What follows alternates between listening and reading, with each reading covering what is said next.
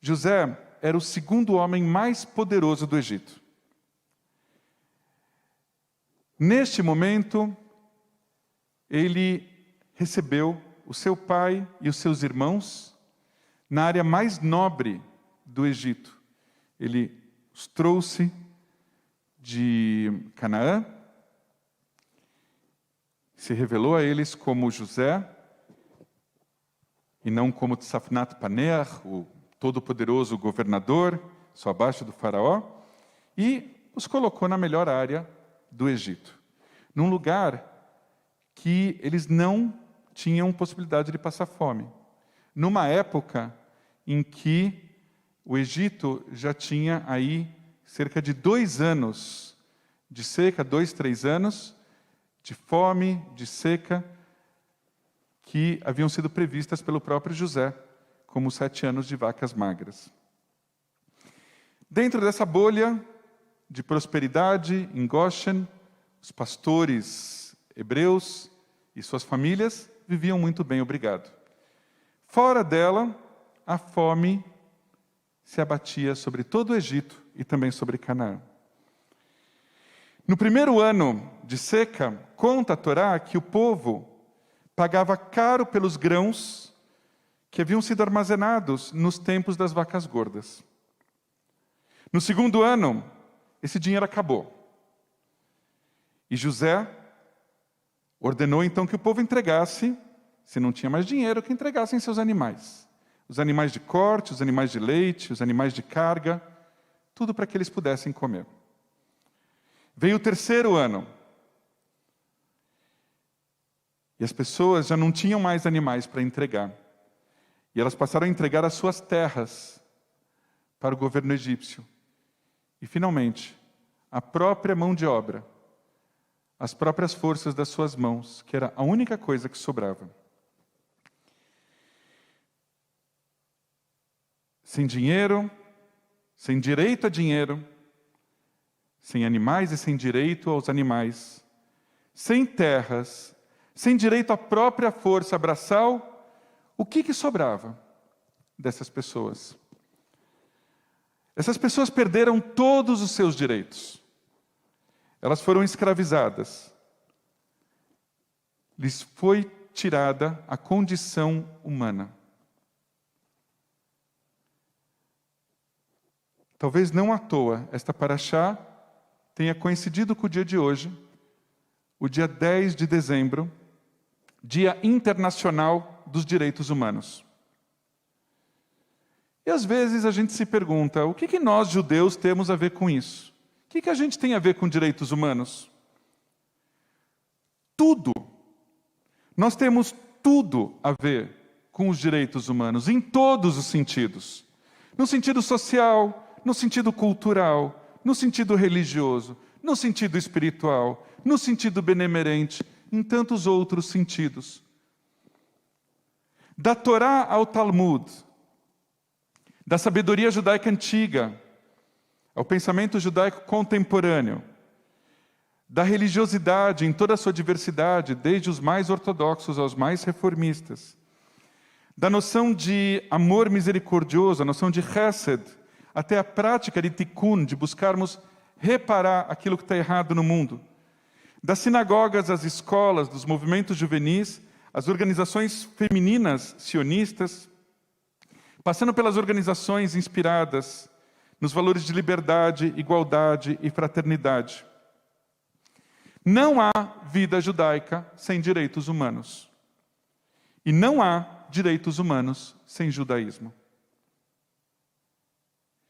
Em 1968, o jurista judeu francês René Samuel Cassin recebeu o Prêmio Nobel da Paz pelo seu trabalho na elaboração da Declaração Universal dos Direitos Humanos, que havia sido adotada pela Assembleia Geral das Nações Unidas no dia 10 de dezembro de 1948.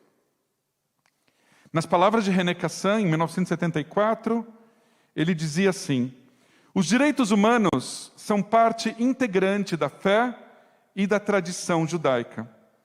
As crenças de que o ser humano foi criado à imagem divina, que a família humana é uma só, que cada pessoa é obrigada a lidar de maneira justa com todas as outras pessoas, estas são fontes básicas do compromisso judaico com os direitos humanos. Fecha aspas. No material divulgado pela organização René Cassin, o René Cassin faleceu em 1976, a sua organização segue existindo.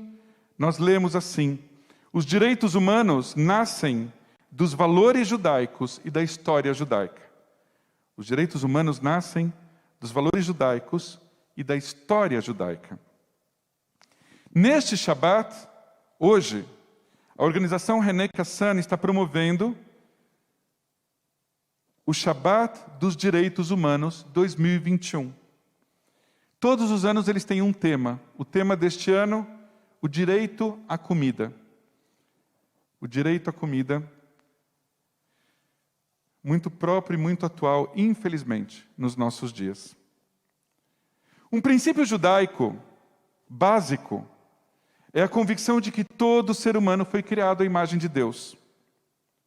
E é justamente o fato de nós, seres humanos, refletirmos a imagem divina na alma que nos torna humanos.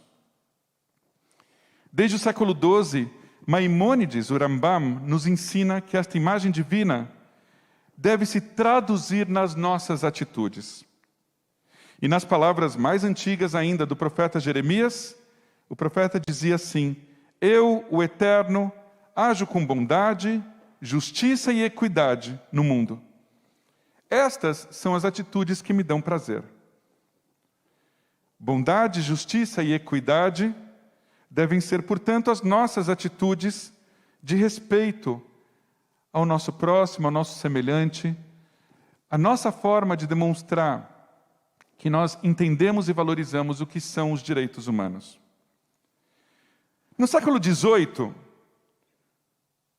o rabino Levi Yitzhak de Berdichev ensinava que o verdadeiro amor de uma pessoa por Deus pode ser determinado pelo amor que esta pessoa demonstra por outros seres humanos. Ou seja, a pessoa poder enxergar Deus em cada ser humano. Se ela ama Deus, ela ama as pessoas. Os exemplos são inúmeros das referências judaicas ao longo dos séculos, dos tempos, que falam do respeito que nós temos e que devemos ter pela vida. Isso me leva a uma reflexão.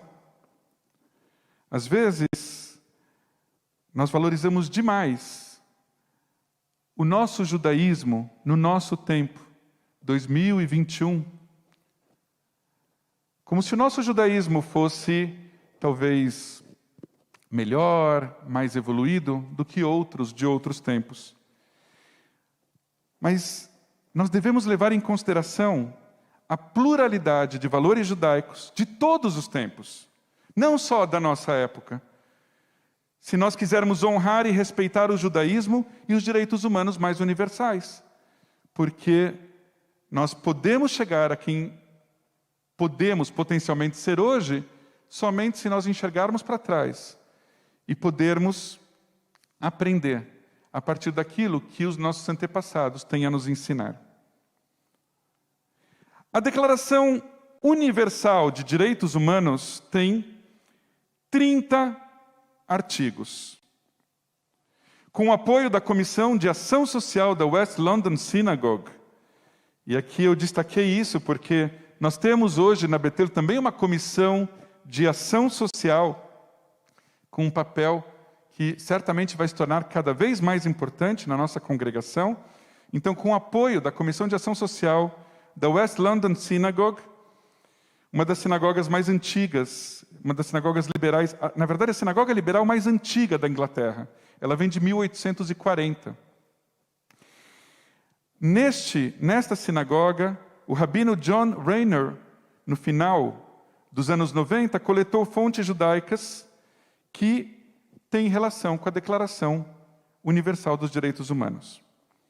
Eu não vou falar para vocês de todas as comparações e de todas as relações das nossas fontes judaicas com todos os 30 artigos. Senão a gente seguiria direto para o serviço de Shacharit. Amanhã de manhã estaríamos no 24º artigo e ainda seguiríamos mais um pouco.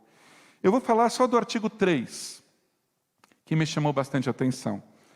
O artigo 3 da Declaração Universal de Direitos Humanos diz assim: todo ser humano tem direito à vida, à liberdade e à segurança pessoal. Eu vou repetir: todo ser humano tem direito à vida, à liberdade e à segurança pessoal. Isso foi dito em 1948. O rabino Reiner destaca o seguinte mandamento da Torá: Al tirtzach, não assassine. Porque todo ser humano tem direito à vida. Em seguida, ele nos traz um ensinamento da Mishnah, da sabedoria rabínica. Quem destrói uma única vida é considerado pelas Escrituras como se tivesse destruído um mundo inteiro. Aliás, essa citação do Tratado Sanedrin, ela também está contida na sabedoria islâmica, que traz basicamente a mesma afirmação, a partir dos seus textos mais antigos. Enfim, todo ser humano tem direito à vida e à liberdade. Vida e liberdade não podem ser tratadas em separado.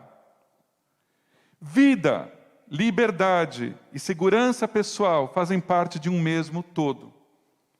Valorizar a liberdade em detrimento da vida é falso, é irracional, é desumano.